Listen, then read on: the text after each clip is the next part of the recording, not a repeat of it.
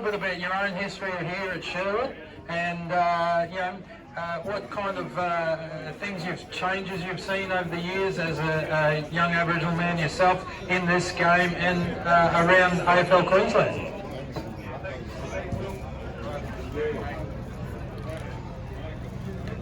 Thanks, Will.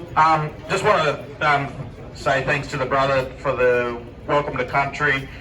I'm from the Cornamuka peoples who he mentioned in the talk, so from Minjuraba or North Stradbroke Island. That's my country. How did I get here? It was accidental. I was going to university. I knew there was a footy club around here somewhere. Jumped in the car, drove around in circles until I landed at the front, signed up, and even to this day I'm really thankful I didn't land at Yeronga.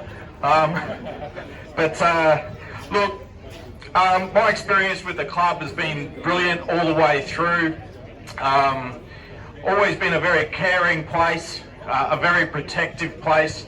There have been times where you obviously experience racism on the field.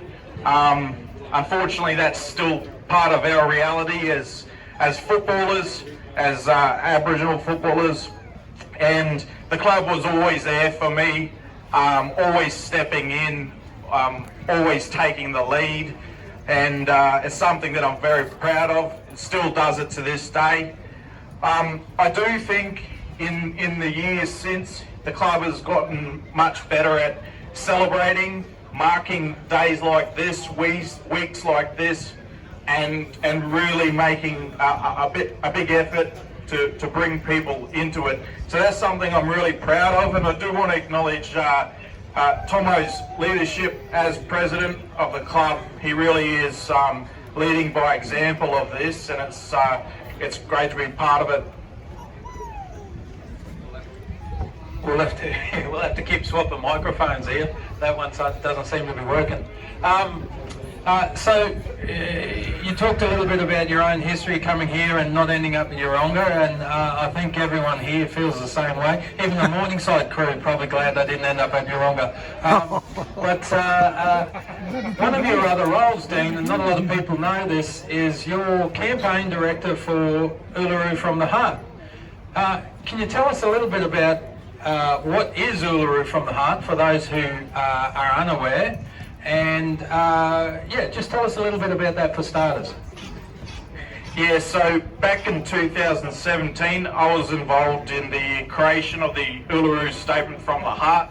So I worked with Aboriginal and Torres Strait Islander leaders across the country, helped co-facilitate 13 dialogues around the country, north, south, east, west, urban, regional, remote. And we're really talking to people about this question of constitutional recognition. How do you recognise Aboriginal and Torres Strait Islander people in the Australian Constitution? And as a result of all of that process, we met at Uluru in May 2017 over 4 days, 250 blackfellas from across the country to really try to come to a consensus position. And that consensus position was the Uluru Statement from the Heart, and it said there should be 3 things: a voice to Parliament, enshrined in the Constitution, treaty making, and truth-telling about Australian history. It's an absolutely historic moment and something to be really proud of. In the 4 years since, we've run a campaign to try and get those reforms up, in particular a referendum on a voice. And so that's what my campaign is all about. The campaign that's driven by a lot of people is to try and get a referendum in the next term of Parliament to change the Constitution to recognise a representative voice for Aboriginal and Torres Strait Islander people. Thanks, mate. You spoke a little bit about truth-telling in that whole space, and for those who are not aware, the Sherwood Football Club has started, particularly this year with the help of some of our senior players, running some educational programs for the senior men's and women's teams, and we'll be moving into the junior teams as well, looking at not just educating them around Aboriginal and Torres Strait Islander cultures, but also the history of Queensland and this nation in that space. So starting to grow that little bit of truth-telling.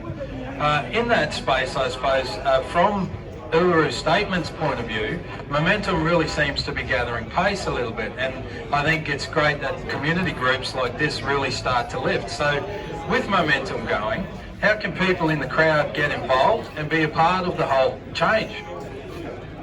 Yeah, my job is literally to speak to people, Australians from all walks of life, and there's just this sense that now's the time for us to make these changes happen.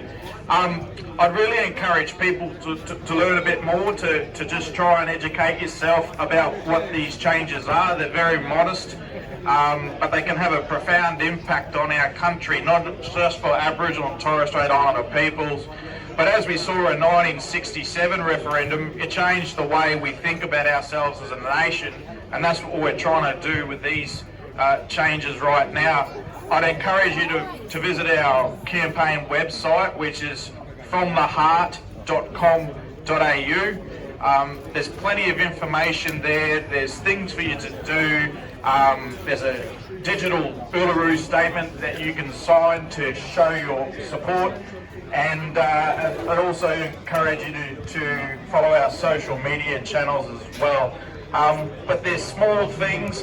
This is going to be one conversation by conversation, people like yourselves sharing why this is important to you. So I'd really encourage you to find out more information there, and I'll be walking around for the rest of the afternoon.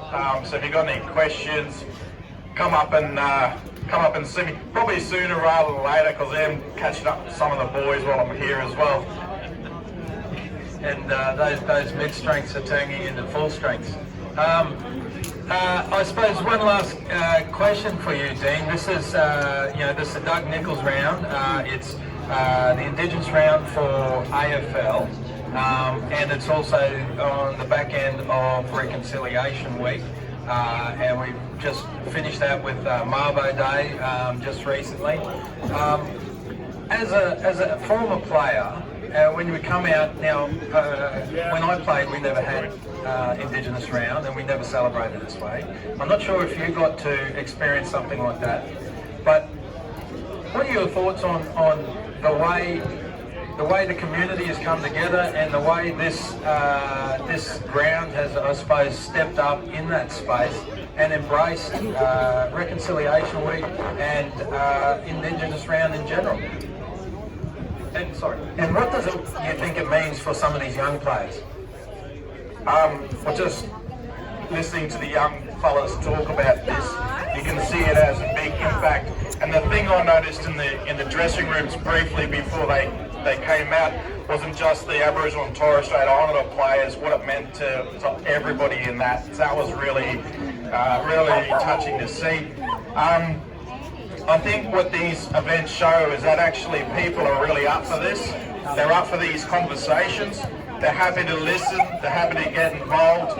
And I just want to again commend both the club and Morningside for being part of it. And we better get off the ground. Thanks very much, Dean. Thank you very much all. And let's enjoy a good second half of footy.